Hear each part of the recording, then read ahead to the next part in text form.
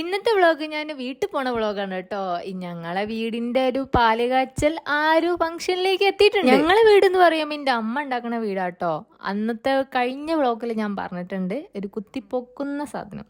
അപ്പം അതിൻ്റെ അല്ലറ ചില്ലറ ചെറിയ ഷോപ്പിംഗ് എന്നൊക്കെ പറയുമ്പോൾ നിങ്ങൾ ചോദിക്കുന്നത് വലിയ ഷോപ്പിംഗ് ആണ് അല്ലടോ. അതിന് ആവശ്യമുള്ള ചെറിയ ചെറിയ ചെമ്പും കലവും ഐറ്റംസ് ഒക്കെ വേണമല്ലോ. അപ്പം അത് മേടിക്കാൻ വേണ്ടിയിട്ട് ഞാൻ വീട്ടിൽ പോയി.